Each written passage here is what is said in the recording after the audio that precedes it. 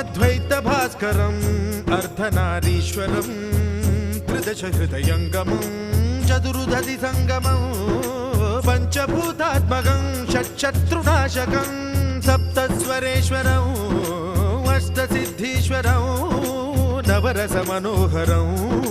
दशदिशासु विमलम् एकादशोज्ज्वलं मेकनाथेश्वरं प्रस्तुतिवशङ्करं प्रणतजनकिङ्करं दुर्जनभयङ्करं सज्जनशुभङ्करं